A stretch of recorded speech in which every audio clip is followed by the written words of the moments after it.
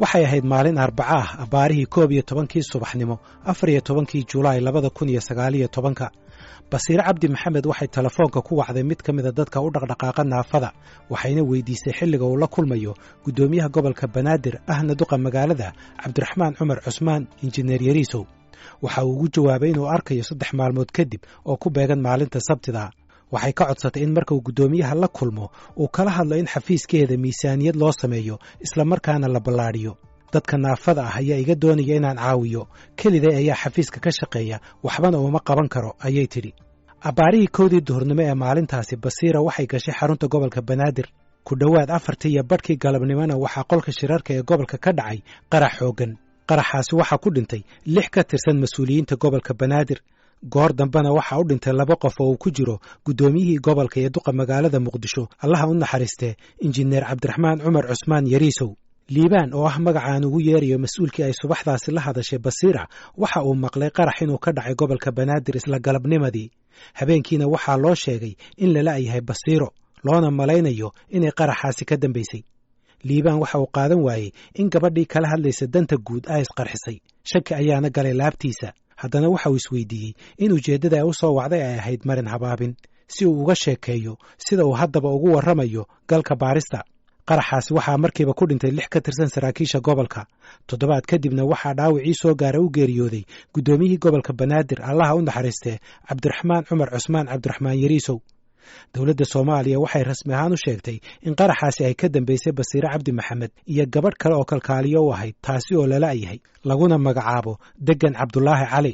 su'aalaha ay dad badan isweydiinayeen ayaa haddaba ah sidee ayay Basiir Cabdi Maxamed shaqo uga heshay gobolka Banaadir yaa u geeyay gudoomiyaha gobolka Banaadir si uu shaqo u siiyo maxaa muujinaya in gabadhan ay xiriir la lahayd ururka Al-Shabaab iyo su'aalo kale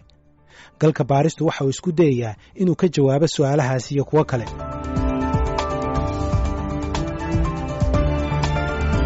bishii December 2011 Basiir Cabdi Maxamed waxay iska diiwaan gelisay iskuulka Al-Nuur ee dadka naafada ka ah aragga ay wax ku bartaan waxay xilligaasi gashay fasalka 2 waxaana la barayay farta ay wax ku akhriyaan dadka aragga la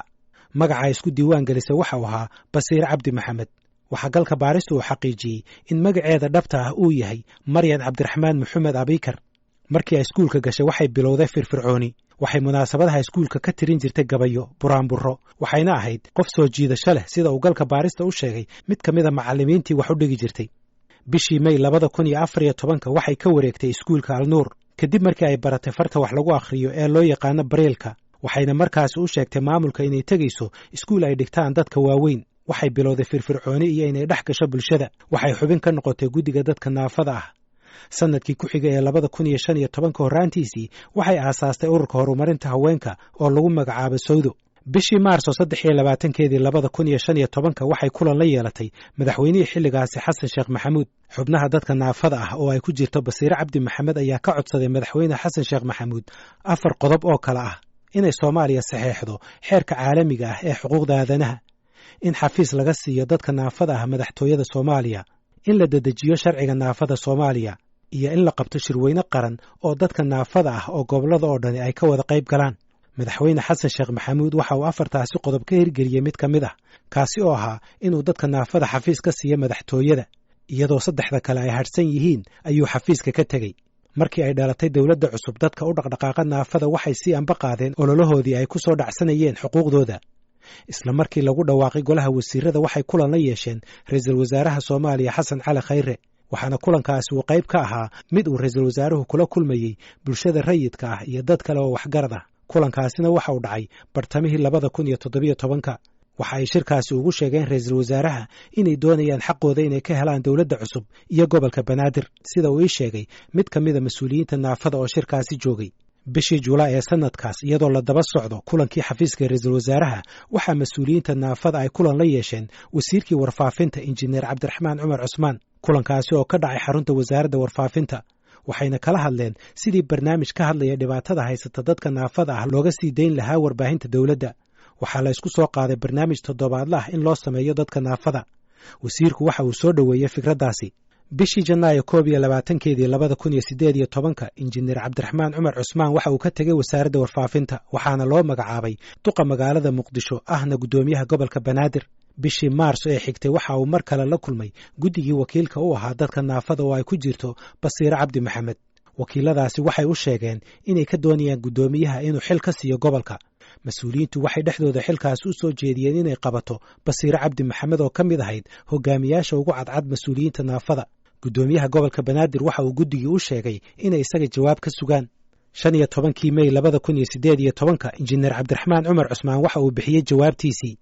waxaana uu wareegto ku magacaabay Basiire Cabdi Maxamed inay noqoto xiriiryaha arrimaha dadka naafada ee gobolka Banaadir. waraysi ay siisay Basiire Cabdi Maxamed idaacadda Mustaqbal ee magaalada Muqdisho ayay kaga hadashay xilkaasi loo magacaabay.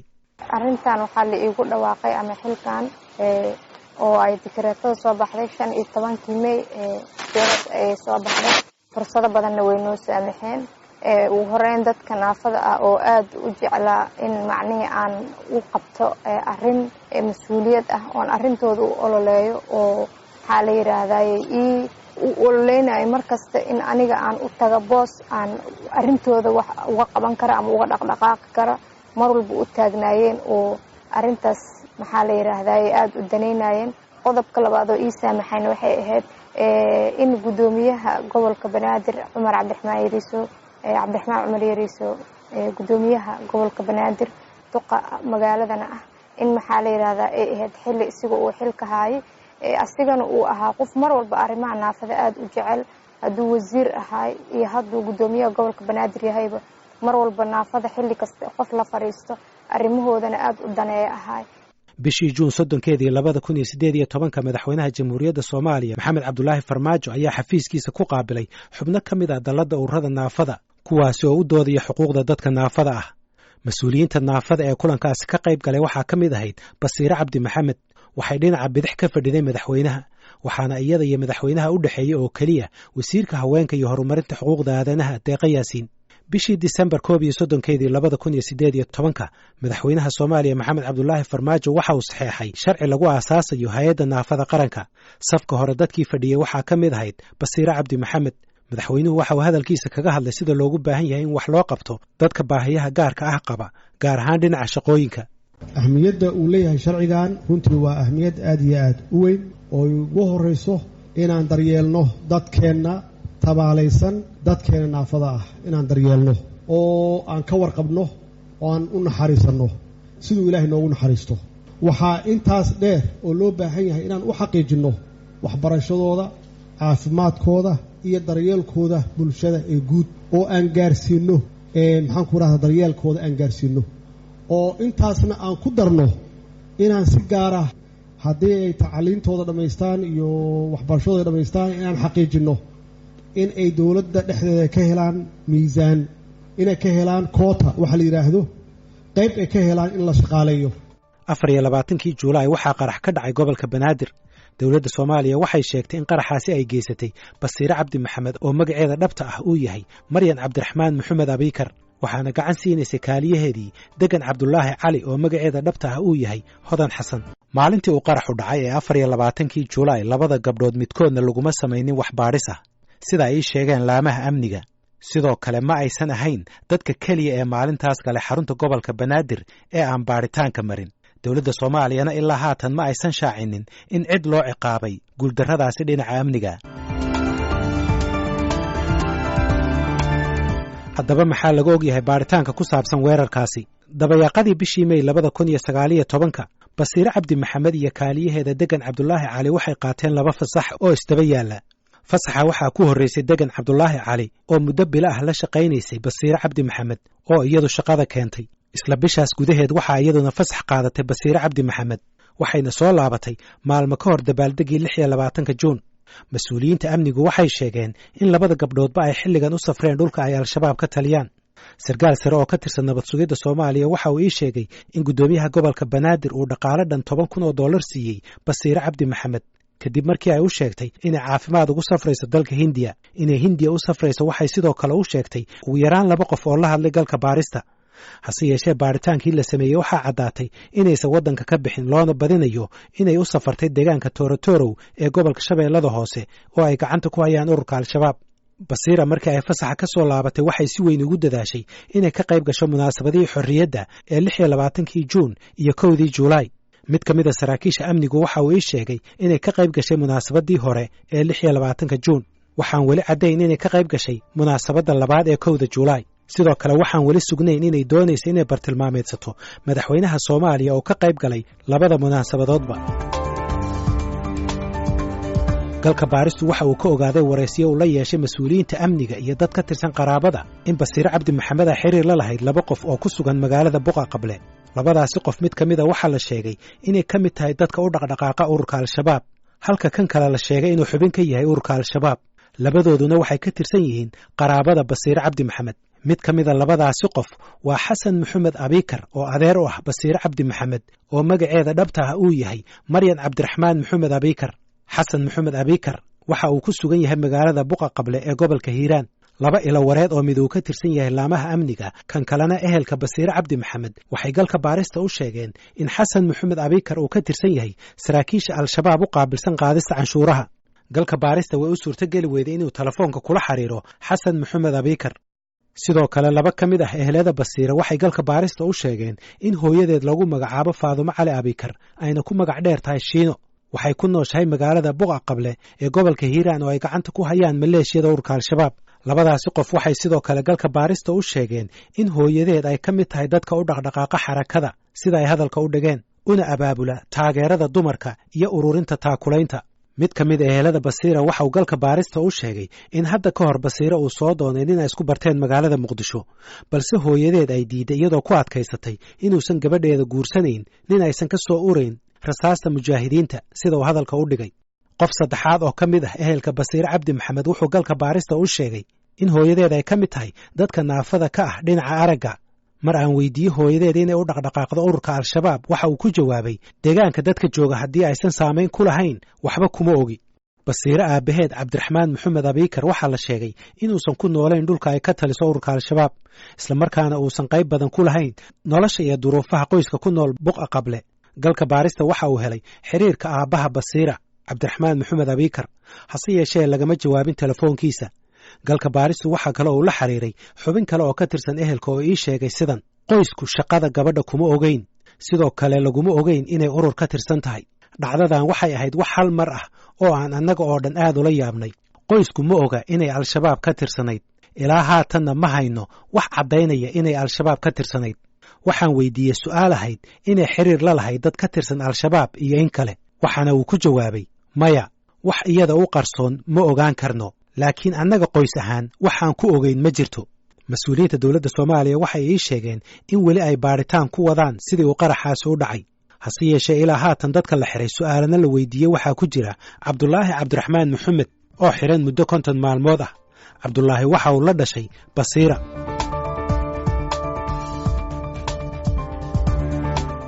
haddii haddaba Basiire ay ka tirsanayd ururka Al-Shabaab ilaa haatan ma cadda xilliga ay ku biirtay ururkaas sidoo kale ma cadda xilliga rasmi ahaan loo tashkiiliyey sidoo kale ma jiraan cadeymo qayaxan oo muujinaya inay xubin ka ahayd ururkaasi hase yeeshee ehelada Basiire ma aysan beenin warka dawladda Soomaaliya ee ah inay qaraxaasi ka dambeysay Basiire Cabdi Maxamed waxaa da'deeda lagu qiyaasay 26 sano jir waana mid ka mid ah 16 carruur ah oo uu dhalay Cabdiraxmaan Maxamed Abikar kuwaasoo isugu jira 6 gabdhood iyo 10 wiil oo ay kala dhaleen laba xaas Basiire waxay ahayd gabadh ay ixtiraamaan isla markaana ay caawiyaan wasiiro xildhibaano iyo xubno firfircoon oo bulshada ka tirsan waxay dadka yaqaanaa ii sheegeen inaysan ahayn qof laga shakin karo xildhibaan Farxiye Muumin Cali waxay ka mid ahayd xildhibaano badan oo ay soo jiidatay Basiire iskuna dayay inay wax kula qabtaan hawlihii ay u haysay dadka naafada ah darteed Basiire waxaan aniga mar la kulmay 6 sano ka hor maraa imaaday oo aan la kulmayay dadka maaragtay aad u firfircoon civil society-ga meeshaasay ku jirtay waana 6 sano ka hor oo aan kula kulmay xamar bal munaasabada aad ku kulanteen ama qaabka aad u kulanteen wax xiriga sheekay markaas waxaan ka soo baxnay transitionka laga soo baxay waxaana loo baahnaa bal in la arko sidee aan dawlad wanaag u sameyn karnaa oo dawladii iyo qaybaheedii kala duwan loo kaalmeyn karaa oo loo soo dhisi karaa institutionadeeni burburay sidaasa waxaa loola kulmayay civil society oo kala duwan iyadana kaasay ka mid ahayd wax aad la qabatay oo idin dhex maray hawla ama aad ku gargaartay ma jiraan ama shaqo aad isugu timaadeen shaqo gooni oo isugu imaana ma jirto, laakiin shaqooyin badan meelo badan oo iyada ay ka qayb galaysa ama lagu soo casuumay oo ama wacyigelin laga bixinayay ama howlo kale laga qabanayay way jirtaa. laakiin waa mar hore hadda ma detailkiisi wixiisi dhan ma ku siin karo runtii. shakhsiyadeeda wax iiga sheeg qof ahaan iyo aqoonta aad u lahayd intaa taqaanay. runtii aqoon fog umaana lahayn, magaceeda hore oo loogu yeero oo keliya Basiiro ah wax loogu daro ma garanaynin. markii lagula kulmo meelaha ama shirarka ama meelo kale lagula kulmo ay hadlayso oo khudbad la siiyo, runtii waxay ahayd qof dhalinyaro ah, qof firfircoon, runtii qof haddana disable ah, gabarna ah. intaas markay isku darsatay runtii oo qof codkar ahna ay tahay oo holi og waxa ay rabto iyo waxa ay doonayso sheegi karto. runtii waxaa isku dayaysaa inaad haddii aad awooddo si uun aada u caawiso si ay ugu noqoto dadka kaleeto tusaale wanaagsan ugu noqoto oo loo arkay in aadan u xayirnaaneen haddaa indha la-dahay, dhiga la-dahay, luga la-dahay, aada shaqaysan karto, wax qaban karto, caawin kartana dadka adiga kula mida. runtii intaasoo sifo ayay isku darsatay gabadha. Basiiro Cabdi Maxamed waxay xubin ka ahayd xubno fara badan oo u dhaqdhaqaaqa hoggaanka dadka naafada isla markaana u dooda xuquuqdooda. hogaamiyaasha dadka naafada ah waxay ii sheegeen inay dhibaatooyin faquuq ah iyo afxumo la kulmeen tan iyo intii uu weerarkaasi dhacay. hogaamiyaasha naafadu waxay sidoo kale ammaaneen guddoomiyihii gobolka Banaadir Allah u naxariistee Cabdiraxmaan Cumar Cusmaan Injineer Yariisow oo ay sheegeen inuu ka mid ahaa 2 saaxiib oo waaweyn oo ay ku lahaayeen dawladda Soomaaliya. saaxiibka labaad waxa uu ahaa wasiirkii dastuurka Cabdiraxmaan Xoosh Jibriil oo xanuun u geeriyooday bishii Maarso ee sanadkan. waxay sheegeen hogaamiyaasha naafadu in Yariisow uu ahaa saaxiib u caawiya siyaabo badan oo ay ka mid yihiin dhaqaale ahaan iyo inuu ahaa qofka ugu horeeya ee ka soo qayb gala munaasabadahooda looga hadlayo xuquuqda dadka naafada ah. waxay ii sheegeen inuu dhibana u yahay naxariistii uu geystay. waxay ugu baaqeen dawladda Soomaaliya inay dib ugu laabtaan wax u qabashada dadka naafada ah isla markaana ay dhammaystiraan dhismaha hay'adda naafada oo ah hawsha xigta kadib ansixintii sharciga naafada.